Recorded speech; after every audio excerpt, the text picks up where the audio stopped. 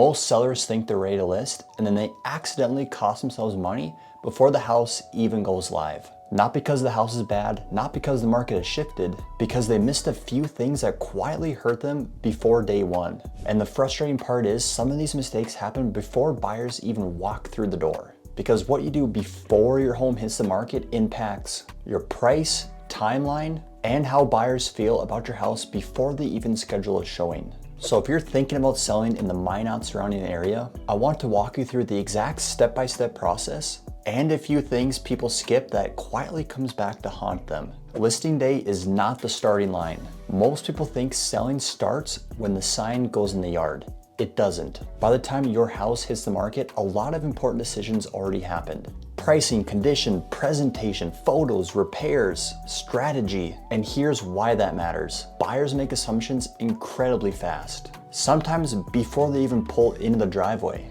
A lot of homes don't struggle because they're bad homes. It's because they maybe started behind. Stop looking at your house like you're the owner. And this is hard because you've lived there, you're used to things. You stop noticing the little issues. That sticking door, normal. Dirty baseboards, that doesn't bother you. That room you're using as a storage room, a messy catch-all area, it makes sense to you.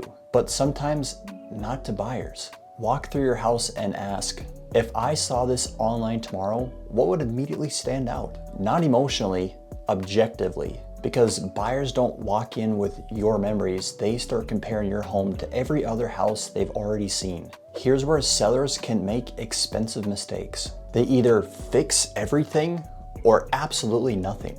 And sometimes neither approach can work. You are not preparing for perfection, you're removing reasons for buyers to hesitate. Things like a leaky faucet, damaged trim, damaged light fixtures, things you already know that will get questioned. Because uncertainty creates negotiation leverage, and buyers get nervous fast. You don't need buyers saying, this place is perfect. You need buyers saying, I don't see any major problems. That's a huge difference. Decide whether you need a pre-listing inspection.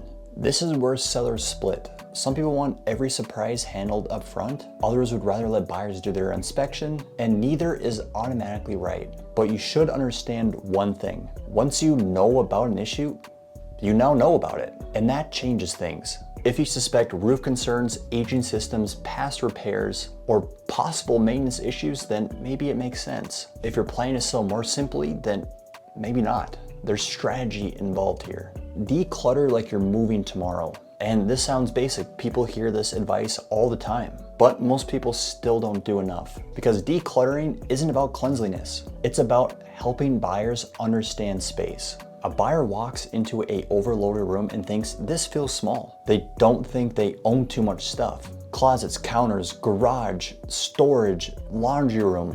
They matter than most sellers can realize.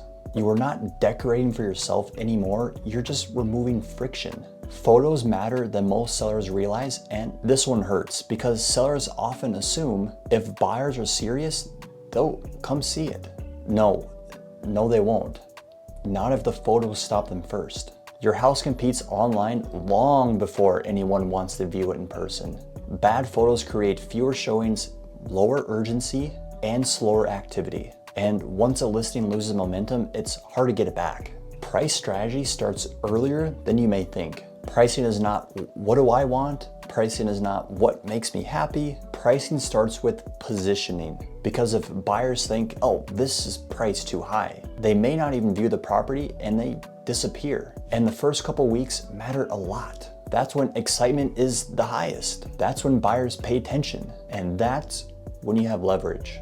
A home sitting too long starts creating questions, and questions create doubt, and doubt creates lower offers. Prepare for a showing life. Nobody talks about this. Living in a house when you're trying to sell it gets annoying pretty fast. Suddenly, you leave the house for showings, you're cleaning constantly, schedules get disrupted, plans change, and if you're not mentally prepared for that upfront, it gets frustrating. Having a plan before listing makes this a lot easier. Most sellers think listing starts when the photos are uploaded. Realistically, your sale starts weeks before that. The preparation phase quickly determines how buyers see your home, how strongly the leverage is, and how smoothly everything goes. And usually the sellers that have the smoothest experience aren't the ones with the perfect house.